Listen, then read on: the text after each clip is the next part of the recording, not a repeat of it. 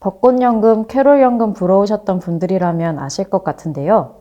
최근에 가수, 작곡가가 아니어도 음원 저작권을 가질 수 있는 플랫폼들이 많이 나왔습니다. 그래서 저도 한번 해봤습니다. 뮤직하우 리뷰 들어갑니다. 가수나 프로듀서도 아닌데 음악으로 돈 벌 수 있을까요? 이 궁금증에서 출발하다 보니 음원 투자 플랫폼에 대해 알게 됐습니다. 유튜브에서 한참 광고도 많이 하더라고요. 시중에 나와 있는 플랫폼들을 살펴봤어요.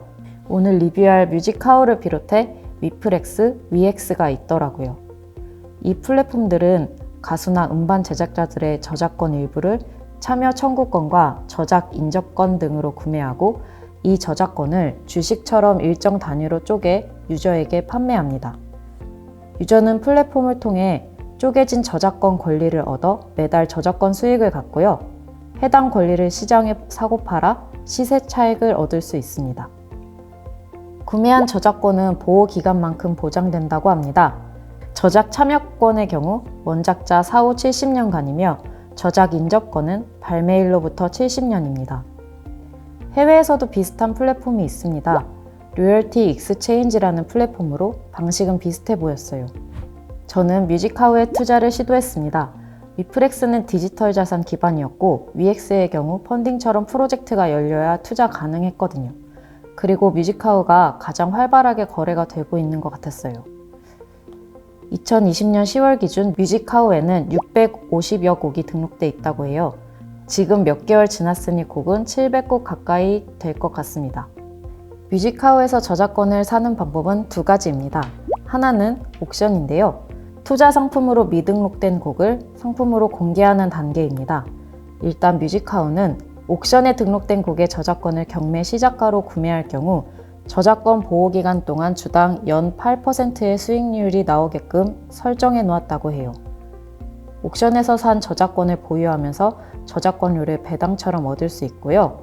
혹은 이를 마켓에 팔아 시세 차익을 노릴 수 있습니다. 아니면 바로 마켓에서 저작권을 살 수도 있어요. 저작권 지분 가격은 주식처럼 시시각각 달라집니다. 그러므로 저작권을 싸게 사서 비싸게 팔 수도 있습니다.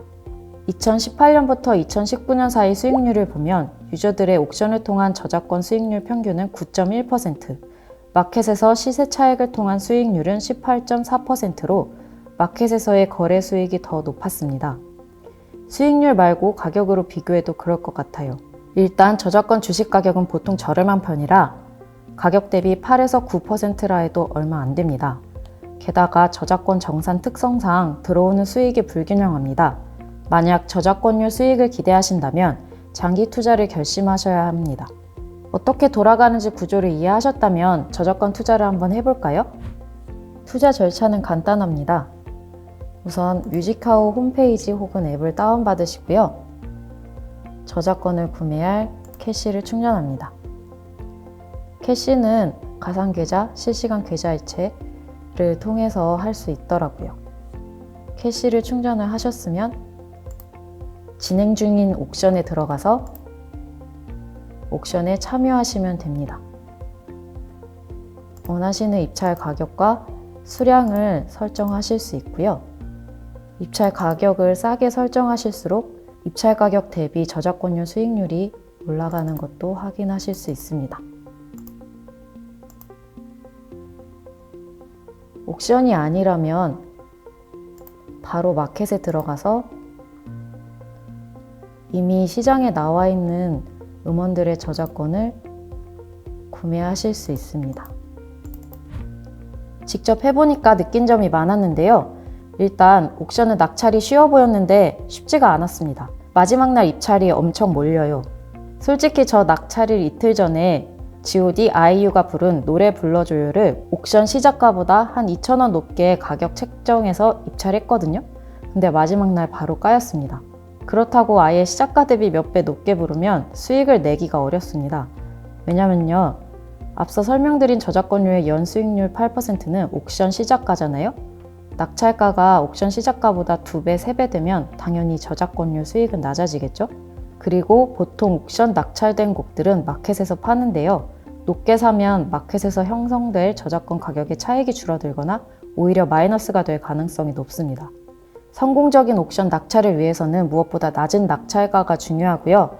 낙찰가는 마지막 날 1시간 전에 입찰이 몰릴 때 막 바뀌니까 마지막 날 낙찰가를 신경 쓰셔야 합니다. 넣은 옥션 마감일에 앱에서 한번 알림을 주더라고요. 마지막 날 한번 체크는 필수입니다. 입찰 가격을 바꾸려면 기존 입찰을 취소한 뒤에 새로 가격을 설정해 다시 입찰하시면 됩니다.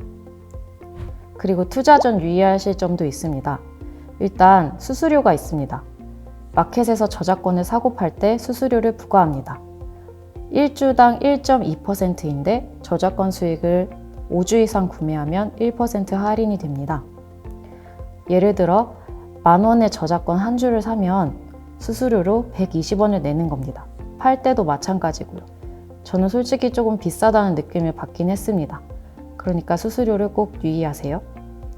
그리고 마켓을 둘러보면서는 주식과 비슷하긴 하지만 아직 유저 수가 적고 매물로 나온 곡수도 별로 없어요. 그러다 보니 저작권 시세가 막 빠르게 오르고 내리고를 반복하는 것도 아니라서요.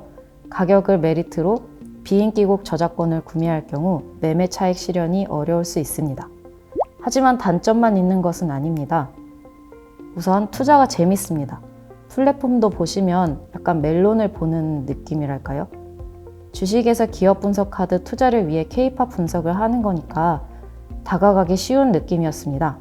가요 듣기를 좋아하시거나 탑 뺏기다 하시는 분들은 재미있게 하실 것 같습니다. 또 소액 투자라서 비과세 되는 부분이 있습니다. 거래별 소득 5만 원 이하, 연간 총수익 300만 원 이하는 비과세입니다. 단 반대로 이를 초과하면 과세인 점 기억하세요.